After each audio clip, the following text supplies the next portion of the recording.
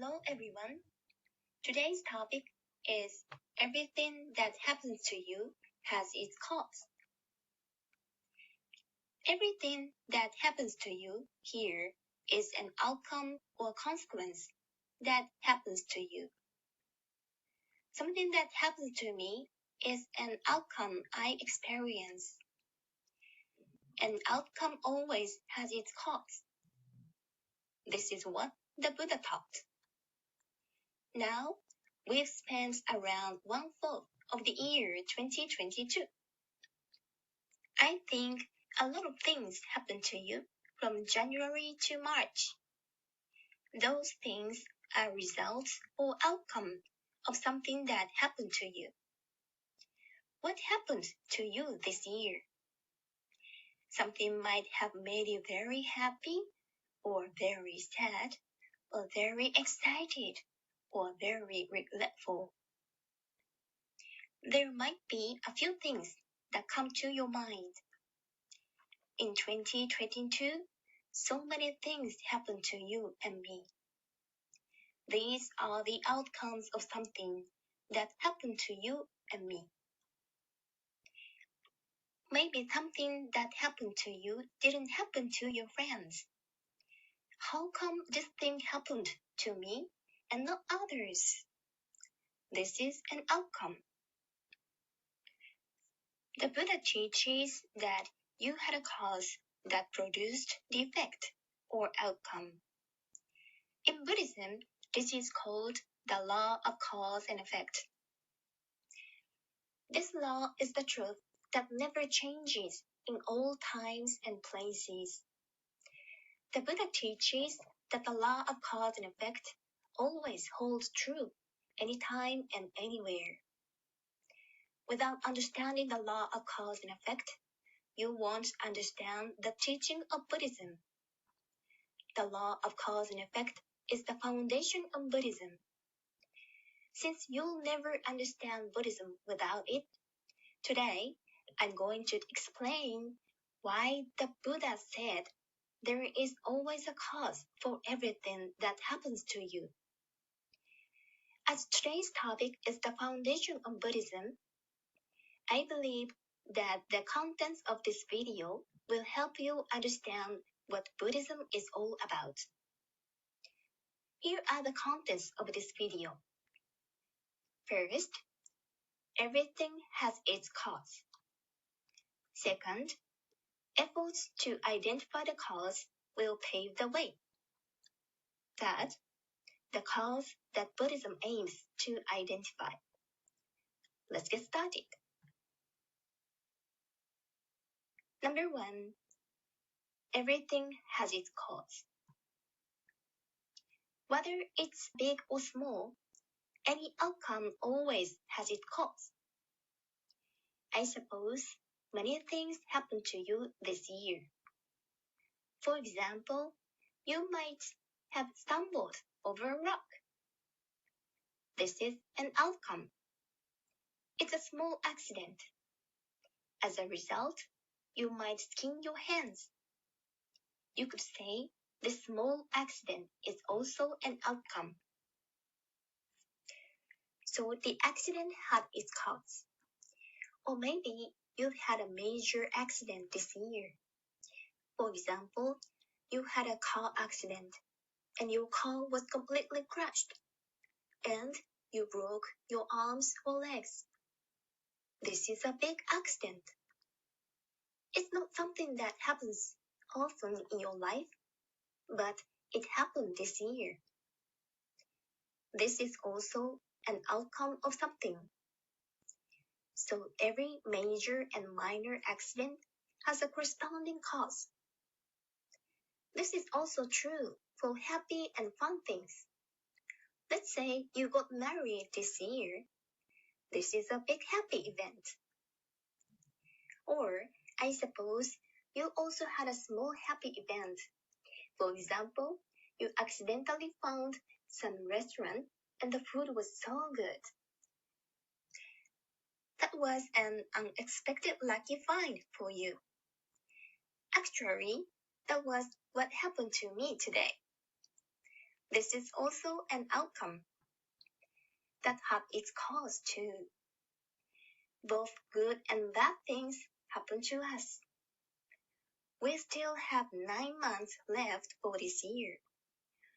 We won't know what would happen for the rest of the year, but whatever happens, there is a cause for every effect. This is what Buddha taught. Now, you will listen to me on YouTube.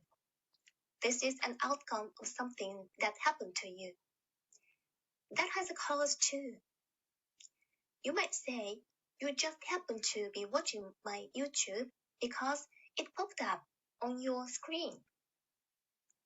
But if my video popped up on YouTube, that means my video was among your recommended videos. You didn't click all of them, did you? You felt a little like clicking on my video among others. This is an outcome that happened to you.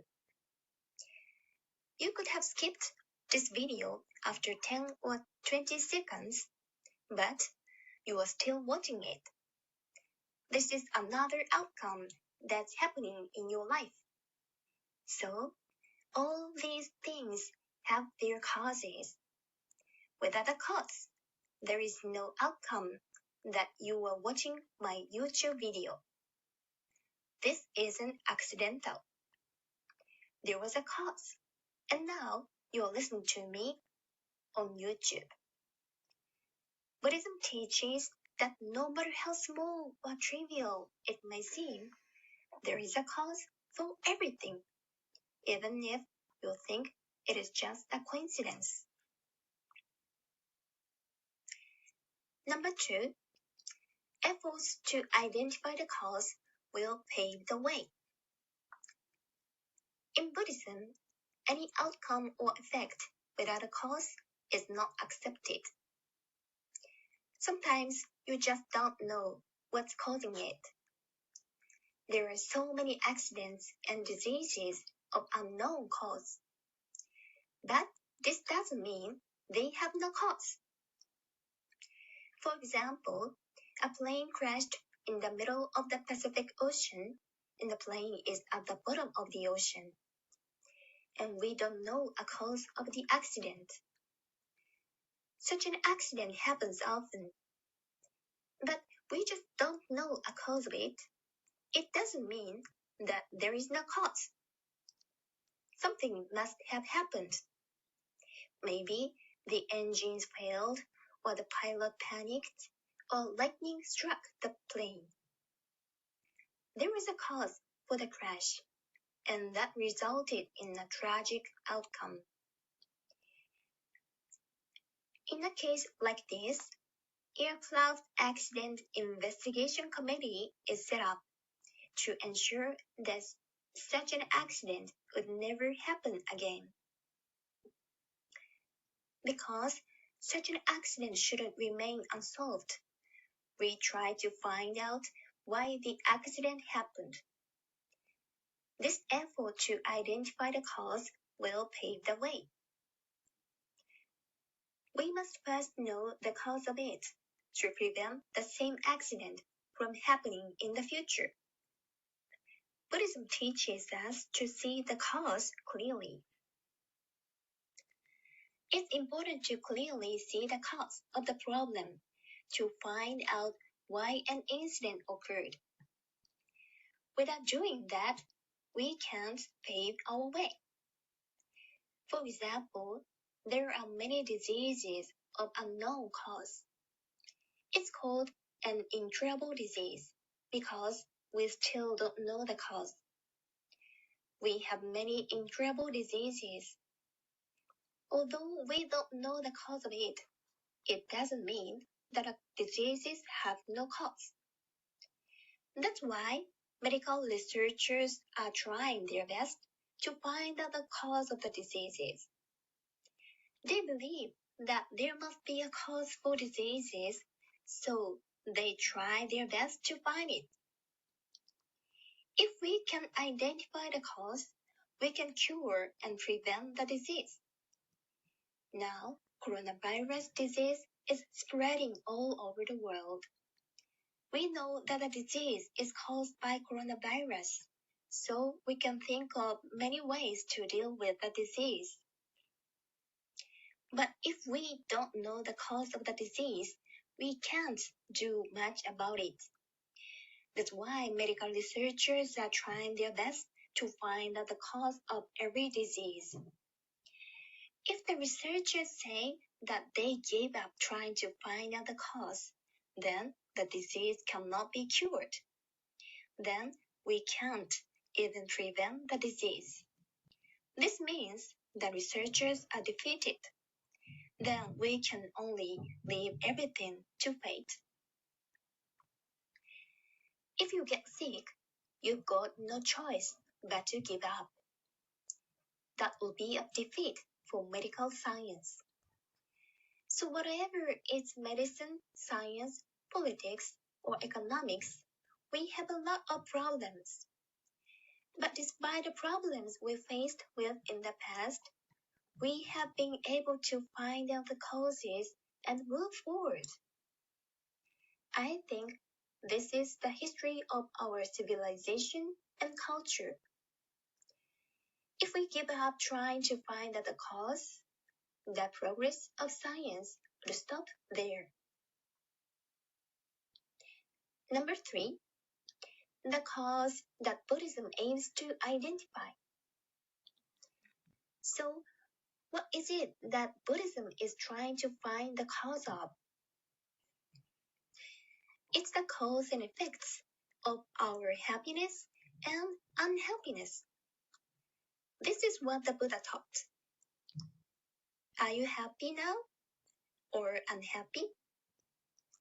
The happiness or is one of your outcomes. Your happiness or unhappiness has a cause. In other words, you have a cause that makes you happy or unhappy. This is the teaching of Buddhism. We want to know the cause of happiness or unhappiness more than anything because that is what we are looking for. We all hate and avoid unhappiness and seek happiness in our lives. So, happiness is the outcome we want the most. There is nothing we want to know more than that the cause of happiness is. For example, one of my friends quit his job and started his own business 3 years ago.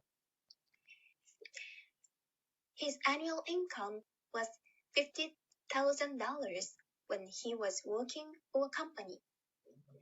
But he is expecting his income to rise to $1 million by the end of this year. So his income has grown from $50,000 to $1 million in 3 years. It's 20 times as much as the previous income. It is said that the economic disparity between successful and unsuccessful people will continue to widen. But he said that his feeling of happiness is the same as when he was earning $50,000 a year, even though he's earning 20 times as much.